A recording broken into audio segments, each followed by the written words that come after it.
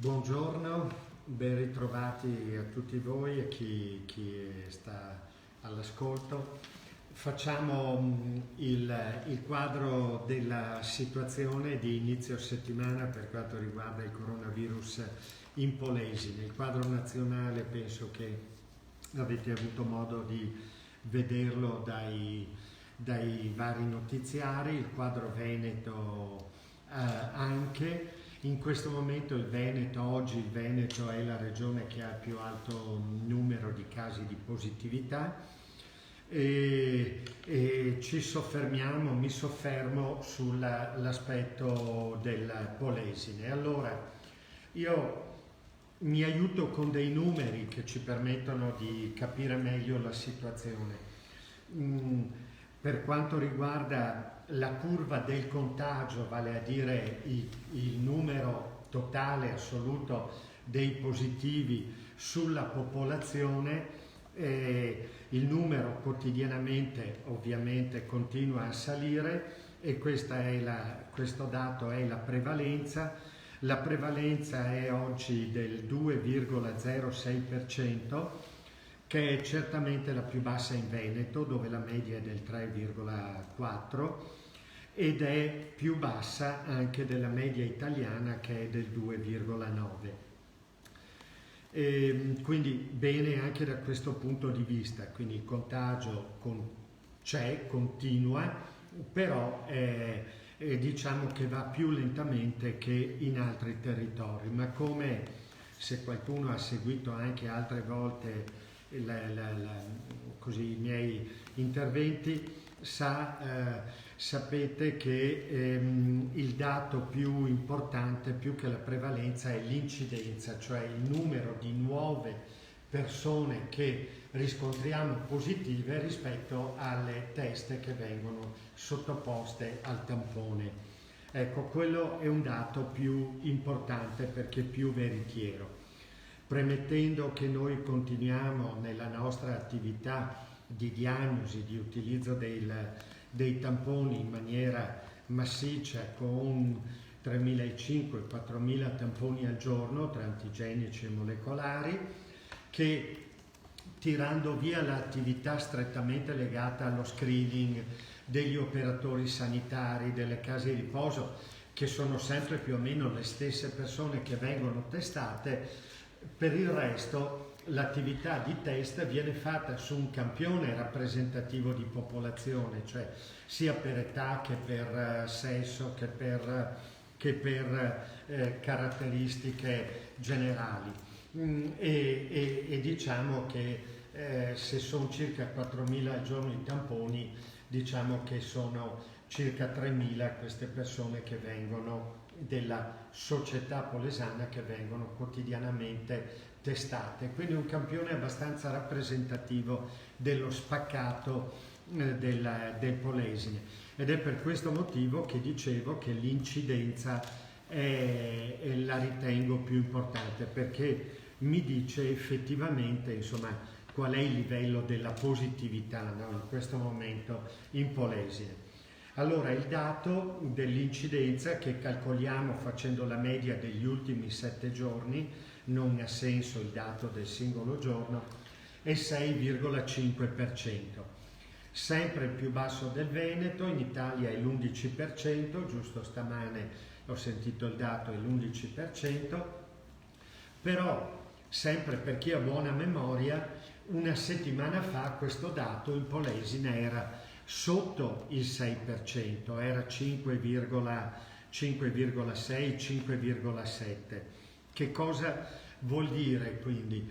L'avevo già accennato anche venerdì scorso, l'ultima volta che ci eravamo sentiti, l'avevo accennato che il 29, il 30, l'1, il 2, noi avevamo avuto dei segnali di un rialzo della curva del contagio. Ed effettivamente è stato così, perché lo dice il dato dell'incidenza, da 5,7 siamo passati a 6,5, lo mostra anche questo grafico, questo con gli istogrammi è più facilmente leggibile, Allora, ogni istogramma rappresenta una settimana, avevamo toccato l'apice 4 settimane fa, poi abbiamo avuto una fase di discesa per 2 settimane, queste 2 settimane qui, l'ultima settimana che si è chiusa con ieri ha visto per l'appunto un rialzo, della curva dei contagi, quel rialzo di cui vi ho parlato prima. E che cosa vuol dire questo per l'appunto? Beh, se consideriamo, ho già fatto questo ragionamento ma lo ripeto, se consideriamo che il virus dal punto di vista biologico è sempre lo stesso, non è più cattivo di 2 settimane fa, è sempre lui. Se consideriamo, ed è sempre presente, ricordiamocelo, se consideriamo che le azioni che mette in campo l'azienda, l'ULSS, dal punto di vista diagnostico, cioè il numero dei tamponi, dal punto di vista delle attività di tracciamento e di isolamento, queste azioni sono sempre le stesse come quantità, come qualità. Se consideriamo che le disposizioni ministeriali e regionali sono quelle da un po' di tempo, il dubbio che mi viene è che ci sia stato un po' di allentamento dell'attenzione da parte delle persone. È vero che i nostri dati sono sempre i più bassi, è la situazione migliore che c'è la meno pesante che c'è in Veneto dal punto di vista dell'andamento dei contagi, anche dal punto di vista della curva dei ricoveri, va bene. È vero che è la situazione meno pesante, ma siamo in presenza comunque del virus. Se c'è un attimo di cedimento, il virus alza immediatamente la cresta, come è successo nell'ultima settimana, negli ultimi 8-10 giorni, in particolare l'ultima settimana. Quindi mi raccomando, particolare attenzione, stiamo entrando anche nella fase prenatalizia, siamo entrati nell'avvento, è un momento in cui c'è voglia di relazione, c'è voglia di contatti con le altre persone, di scambiare un saluto, di scambiare un incontro. È vero, ma c'è anche magari un po' di frenesia legata agli acquisti o quant'altro. Ecco, va bene tutto, ma dobbiamo farlo con grande attenzione e grande senso di responsabilità, perché dico cose scontate, sono sempre quelle, ma le devo ripetere, è doveroso ripeterle. Il virus è ampiamente presente, come noi allentiamo un po' la nostra attenzione e la nostra responsabilità, lui si insinua immediatamente e la catena del contagio riparte. Spero sia solo un dato così episodico, parziale, ma mi raccomando veramente grande senso di responsabilità. Non andiamo a vanificare il lavoro fatto fino ad oggi, quel lavoro che riassumo nella similitudine della macchia d'olio che si è riusciti a contenere e non si è espansa, non si è allargata.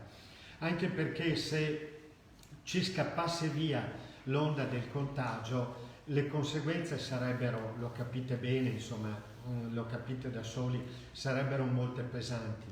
Dal punto di vista della società, dal punto di vista delle persone, prima di tutto, dal punto di vista delle persone che vengono colpite e che arrivano in ospedale, che arrivano in rianimazione. Ricordo che in questa seconda ondata l'età media dei ricoverati, l'età media delle persone in terapia intensiva, l'età media dei contagiati, l'età media dei ricoverati e anche dei ricoverati in terapia intensiva è decisamente più bassa rispetto alla prima ondata. Quindi interessa anche le persone giovani, le persone in età da lavoro. Quindi il primo impatto è quello sulla salute delle persone. Il secondo impatto è chiaramente sulla tenuta del sistema sanitario. Vi ricordo che durante la prima ondata siamo arrivati dal punto di vista dei ricoveri presso l'ospedale Covid di Trecenta nell'area non critica al massimo, abbiamo toccato il massimo di circa una settantina di ricoveri, 66-67, quindi meno di una settantina di ricoveri. Oggi siamo oggi siamo un centinaio, siamo a 103 per dire, quindi siamo nettamente al di sopra di allora, quindi con un peso particolarmente importante che, se dovesse crescere, determina ancora più impatto sull'organizzazione sanitaria polesana e impatto che vuol dire che per assistere, se dovessero aumentare il numero dei ricoverati, per assistere queste persone ricoverate per Covid, dovremmo andare a ridurre altre attività ordinarie per recuperare il personale. C'è un dato di proiezione statistica, un dato statistico che ci serve anche così per costruire le curve predittive, no, dell'andamento. Ogni 100 positivi oggi noi avremo molto probabilmente un paziente in terapia intensiva e un paio in area non critica. Quindi capite bene che se aumenta l'onda del contagio e delle positività, oltre alla sofferenza per le persone, avremo anche un impatto sulla attività ospedaliera importante. E c'è poi il terzo elemento, che è quello socio-economico, perché chiaramente man mano che il contagio prosegue e addirittura aumenta, ha tutta una serie di ripercussioni negative dal punto di vista, ripeto, socio-economico. Quindi uno sforzo ancora, ma è importante che manteniamo un alto livello di attenzione e di responsabilità. Poi i dati, ancora come dati diciamo di attualità, oggi l'annuncio è di 89 nuove positività, di questi 89 positivi che diciamo oggi 22 erano già in isolamento, quindi già posti al di fuori della potenziale catena del rischio contagio. Questi 89 portano ad un totale di 2192 le persone attualmente positive. Dentro queste 2192 sono 166 le persone in età da 0 a 18 anni, giusto per capire anche in queste 2200 circa quale può essere l'impatto sulla popolazione scolastica. Quindi da 0 a 18 anni sono 166 le persone attualmente positive. Tiriamo via pochi numeri, diciamo tra 0 e 6 anni, e quindi grosso modo insomma la popolazione in età scolastica attualmente positiva dovrebbe essere intorno insomma alle 140 persone, poco più. Va bene.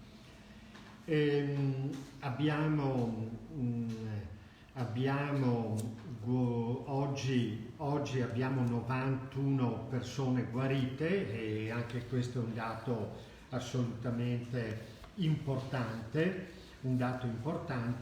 però insomma quello che mi premeva è che, ecco, abbiamo in Polesine ancora i migliori dati, la situazione diciamo migliore rispetto al resto del territorio regionale. Verona, Padova hanno curve ben diverse rispetto alle nostre, Venezia, va bene, però Vicenza pure, ma ripeto, grande attenzione, mi raccomando. Poi, come dicevo, prosegue chiaramente l'attività dei nostri punti ad accesso diretto per l'esecuzione dei tamponi, funzionano bene, abbiamo anche da un punto di vista, ecco, della efficienza, anche grazie ad alcune segnalazioni critiche abbiamo aggiustato alcuni problemi che avevamo all'inizio, rendendo più confortevole l'area di attesa, migliorando anche l'organizzazione e l'esecuzione dei tamponi, aumentando le squadre. Insomma, adesso siamo stabilmente al di sotto delle 2 ore massima di attesa, 1 ora e 30, insomma, in genere, a meno che non si verificano magari dei momenti di particolare concentrazione, perché io lo ricordo e lo sottolineo che non voglio allargarmi troppo, ma credo che che i nostri punti ad accesso diretto per l'esecuzione dei tamponi sono effettivamente ad accesso diretto, cioè senza bisogno di prenotazione. Ecco, quindi può anche capitare che ci sia magari qualche momento di maggiore congestione, però ripeto, insomma, l'organizzazione si sta mostrando piuttosto valida e senza particolari attese. Continua l'attività anche da parte delle unità speciali di continuità assistenziali, le USCA, che l'attività a livello territoriale presso le scuole, ma adesso anche presso le case di riposo, poi ne parlo tra pochissimo, a domicilio dei pazienti, ma magari uno dei prossimi incontri che faremo vi porterò anche un po' i dati di attività di queste unità speciali di continuità assistenziali. Di questi ragazzi sono prevalentemente giovani medici, neolaureati, che stanno veramente lavorando con grande impegno e con grande qualità e fornendo dei risultati importantissimi in questa loro attività a livello territoriale. Dipendono dal distretto, si pongono come un'interfaccia fra il distretto e i medici di medicina generale, ma stanno lavorando, come vi dicevo, su un ambito piuttosto vasto che va dalla visita a domicilio della persona positiva in cura a livello domiciliare, oppure della persona non positiva, paziente cronico che ha bisogno comunque di assistenza e che magari il medico di medicina generale, ecco, dove il medico di medicina generale non esce per la valutazione, intervengono i medici delle USCA, l'attività, come dicevo, presso le scuole e adesso anche nelle case di riposo. Per quanto riguarda gli ospedali, allora l'ospedale Covid di Trecenta, come ho accennato prima, vede 110 persone ricoverate, 95 nell'area medica e semi-intensiva respiratoria, 15 in terapia intensiva e poi ce ne sono altre 8 in malattie infettive, per un totale di 118 ricoverati. Ricordo che in questi 118 ricoverati ci sono anche diverse persone che vengono da fuori provincia e alcune anche da fuori regione. Sono una quindicina le persone che vengono da fuori provincia o da fuori regione che abbiamo ricoverate da noi. Ci sono persone ovviamente di tutto il Polesine, alto, medio, basso Polesine. L'ospedale di Trecenta sta continuando a reggere e a svolgere bene il suo ruolo di ospedale Covid. Chiaramente, come dicevo, pur essendo solo all'inizio di questa seconda ondata della pandemia, perché siamo solo al 7 di dicembre, abbiamo tutto l'inverno davanti dove si assommerà anche l'impatto dell'influenza prevista verso la metà di gennaio, come già ho detto nei giorni scorsi. Ecco, sta reggendo bene, certo che il personale che sta seguendo i pazienti Covid comincia a essere stanco. Stiamo valutando alcune modalità per cercare di dare un rinforzo e un ricambio a queste persone. È chiaro che la prima azione che cerchiamo di compiere è quella di assumere dei nuovi ulteriori infermieri. Il concorso che Azienda Zero ha bandito è in itinere, fra non molto dovrebbe essere chiuso e quindi contiamo sulla graduatoria che ne esce. Abbiamo emanato un nostro bando per un tempo determinato al quale finora hanno risposto 11 persone, 11 neodiplomati infermieri e scade il bando fra 2 o 3 giorni, dopodiché insomma rapidamente entro Natale andremo ad assumere queste persone e in questo modo insomma cercheremo di dare anche un po' di respiro agli infermieri che stanno operando su 300, non tanto perché i neoassunti vengono messi direttamente a 300, serve personale esperto per seguire i pazienti, ma perché andranno a lavorare in altri reparti liberando delle persone che poi andranno a dare il cambio a quelle che sono attualmente a 300. Va bene, organizzazione interna, e non mi dilungo più di tanto, altrimenti è solo noia per voi. Ecco, quindi 15 pazienti in terapia intensiva. Ho già detto prima, nella prima ondata, nella precedente ondata primaverile della pandemia, siamo arrivati come pazienti di area non critica un massimo di un po' meno di 67 pazienti, se ricordo bene, e 16 in terapia intensiva come punta massima. Come ho detto, siamo a 110, siamo a 103 in questo momento in area non critica, siamo a 15 in terapia intensiva. La terapia intensiva regge abbastanza bene. Abbiamo 20 letti allestiti lì pronti e un'altra decina che sono in magazzino pronti per essere tirati fuori, e lo spazio per allestirli c'è. Il problema insomma è quello del personale.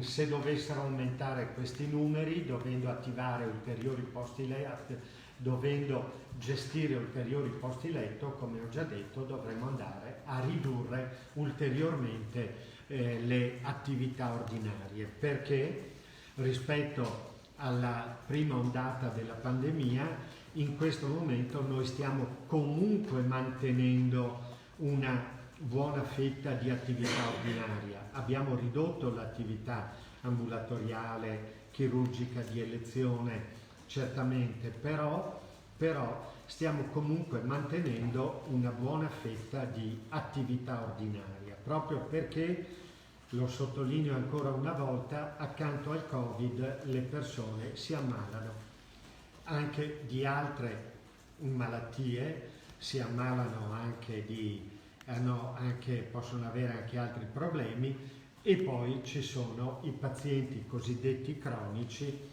dove pur in periodo di Covid la cronicità non recede e rimane, quindi queste persone hanno bisogno di assistenza, per cui non possiamo arrivare al punto in cui abbiamo tutte le nostre risorse impegnate per il Covid, ma dobbiamo garantire anche la continuità dell'assistenza per le altre patologie. In questo momento stiamo riuscendo a farcela, è chiaro, con alcune attività ordinarie ridotte, le meno urgenti, le meno pressanti. C'è un altro fronte particolarmente importante che ovviamente anche mi preoccupa ed è il fronte delle case di riposo. Per quanto riguarda la situazione delle case di riposo, allora ci sono i due vecchi focolai, quelli iniziali, quelli di Ficarolo e di Fratta, che oramai sono raffreddati, nel senso che stanno via via riducendosi le positività, si stanno negativizzando gli ospiti e tra l'altro anche questi ospiti ancora positivi da un punto di vista clinico, noi li possiamo considerare guariti, nel senso che dopo 21 giorni, se la persona rimane ancora positiva ma risulta asintomatica e non vi sono segni di compromissione dal punto di vista immunitario, viene riconosciuta, dichiarata come clinicamente guarita dal Covid ed è ritenuta dalla letteratura scientifica non più in grado di contagiare altre persone. Può rimanere questa positività che nei test appare come debole positività, ma di fatto la persona si può considerare clinicamente guarita. Ed è il caso della stragrande maggioranza degli ospiti di Ficarolo, della residence di Ficarolo e di Fratta Polesine, che ancora mantengono una debole positività ai test, ma di fatto, ripeto, li possiamo considerare li possiamo considerare clinicamente guariti. Preoccupano di più invece i due nuovi focolai. Il focolaio di Corbola, dove abbiamo oggi 40 persone positive, se ne sono aggiunte 2 rispetto a ieri, e il focolaio di Lendinara, dove abbiamo 74 persone positive, una in più oggi rispetto a ieri. Sono focolai, quello di Lendinara un po' più datato rispetto a quello di Corbola, che è proprio di questi giorni. Sono focolai nel loro, per quanto riguarda Corbola, nella fase di massima espansione, ancora probabilmente per 2-3 giorni. Quello di Lendinara dovrebbe essere entrato nella fase di stabilizzazione. Quindi sono 2 focolai importanti che hanno la nostra massima attenzione, nel senso che sono presenti i nostri operatori costantemente, quotidianamente e costantemente presenti, i nostri team composti da medici, da infermieri girano per le case di riposo, in particolare in quelle dove ci sono i focolai, per collaborare all'organizzazione degli isolamenti e delle azioni da intraprendere. Ma oltre a questo abbiamo del nostro personale che rimane poi nelle strutture dove ci sono i focolai per dare una mano appunto ai colleghi della casa di riposo. Quindi abbiamo questi focolai, come dicevo, 3 perché c'è anche Rosolina, che di fatto sono raffreddati e che vanno verso lo spegnimento e l'esaurimento lungo, come ho detto molte volte, e questi 2 in fase attiva, per un totale di 165 persone positive su 2475. Sono numeri ancora contenuti, però ripeto, sono 2 focolai importanti. Per quanto riguarda gli operatori, la situazione analogamente vede, per quanto riguarda gli operatori risultati positivi già da tempo, incomincia a vedere la loro progressiva negativizzazione, pur rimanendo un numero importante di operatori positivi, vale a dire 80. In particolare abbiamo 23 operatori positivi a Lendinara e 22 a Corbola, cioè nei due focolai più recenti e più attivi. Quindi sono 80 operatori positivi su 2246. Certamente il tema degli operatori è un tema importante, le case di riposo hanno alzato il loro grido di preoccupazione relativamente al tema degli operatori. Ecco, non vorrei che qualcuno pensasse prendo l'Endinara. Allora, all'Endinara abbiamo 23 operatori positivi su 205 e dice beh, a questo punto la struttura non può più andare avanti. È ovvio che il numero degli operatori che una struttura, che una casa di riposo ha, è un numero che tiene conto degli imprevisti, delle ferie, per cui non è che mancando i 23 operatori si blocca tutto, diventa certamente tutto più pesante e più difficile, perché vuol dire che per chi rimane vengono sospese le ferie, aumentano le ore straordinarie, ecco. Quindi la preoccupazione che le strutture pongono è appunto per questo. Noi stiamo facendo tutto il possibile per le strutture, perché anche sulla stampa si vedono uscite da parte dei sindacati che dicono l'ULSS deve intervenire, deve mandare il proprio personale, o l'ULSS deve assumere infermieri per le case di riposo. Allora, il nostro personale in questo momento serve a noi, nel senso che abbiamo lo stesso problema. Anche in ULSS abbiamo una cinquantina di operatori che sono attualmente positivi.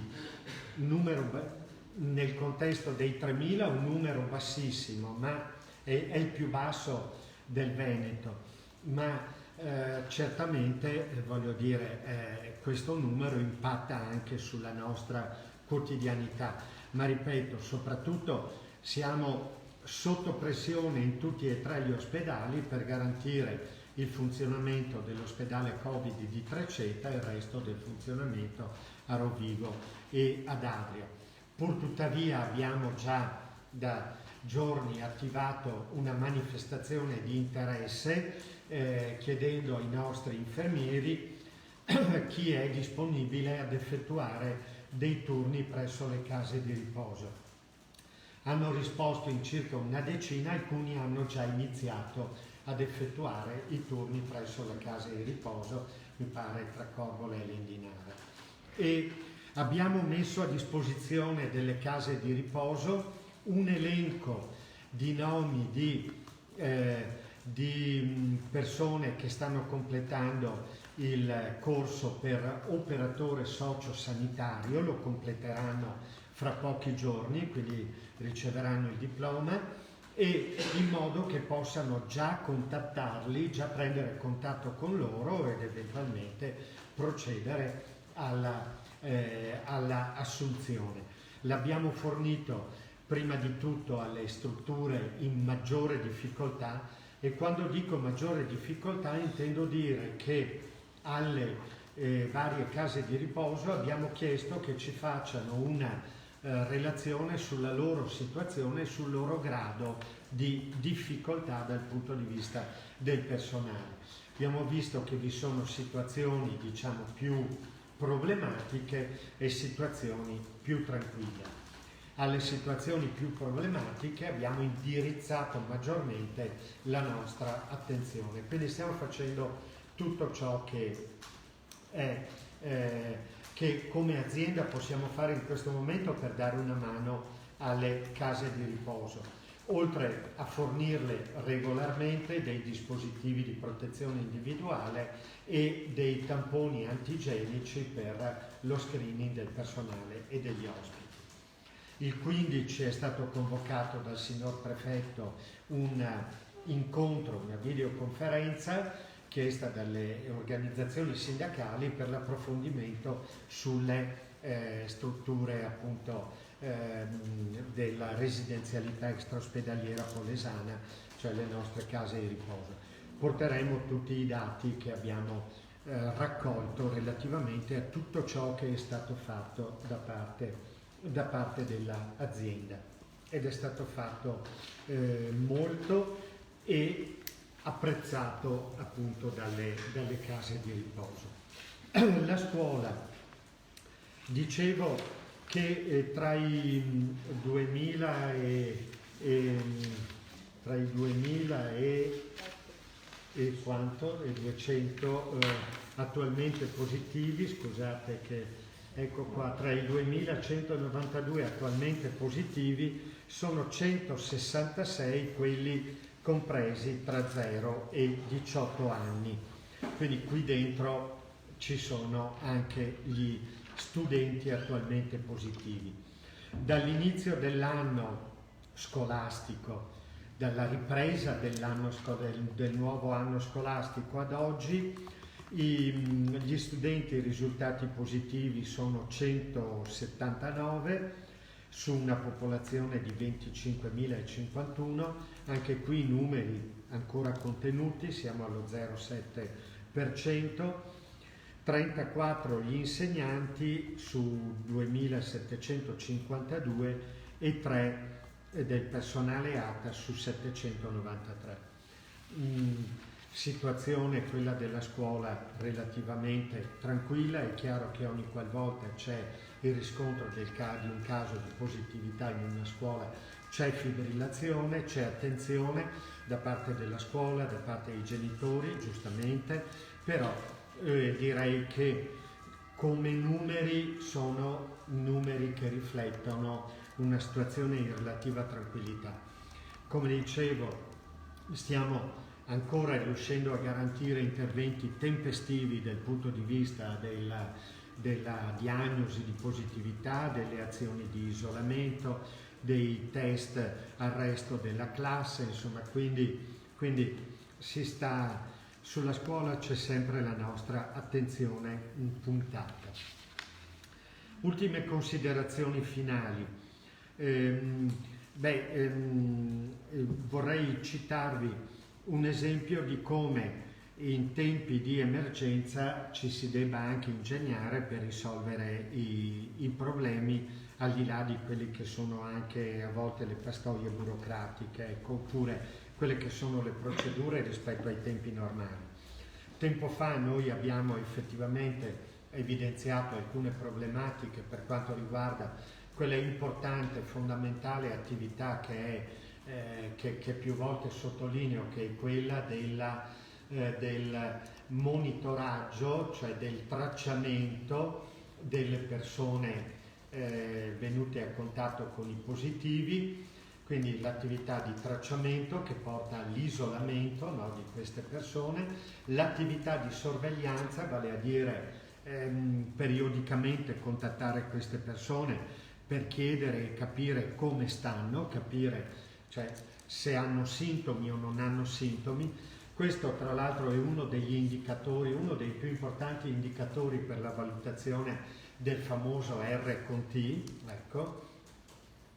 E poi la terza, diciamo che il terzo braccio dell'attività di monitoraggio è quella del numero verde del SISP, del servizio igiene, per il cittadino che dall'esterno chiama il SISP per avere informazioni o quant'altro. Allora, per rafforzare questa attività abbiamo cercato di assumere tutti gli assistenti sanitari che abbiamo trovato, ma è un po' come per gli infermieri, c'è una notevole difficoltà nel reperimento. Abbiamo assunto neodiplomati tra educatori professionali o altro, ma abbiamo anche dato corso ad una azione di arruolamento di studenti dei corsi di laurea delle professioni sanitarie, educazione professionale, educatore professionale, infermieristica, tecnico della riabilitazione psichiatrica, tecnico di radiologia medica e radioterapia. Cioè da questi corsi abbiamo chiesto la disponibilità di un gruppo di persone, disponibilità che è stata data. abbiamo 5 studenti del corso di laurea in educatore professionale, 2 di tecnico della riabilitazione psichiatrica, 6 dell'infermieristica e che fanno quindi 5, 2, 7 e 6, 13 che sono stati inseriti in questa attività di organizzazione del lavoro del SISP, la programmazione dell'esecuzione dei tamponi, la sorveglianza, e quindi stanno dando una preziosissima e importante mano in questo lavoro che non si ferma mai dal lunedì alla domenica, e per tutta la giornata. Quindi direi un grazie anche a questi ragazzi che con la agilità mentale e anche la preparazione e la preparazione culturale che questi giovani hanno, si sono immediatamente inseriti e stanno dando un prezioso contributo.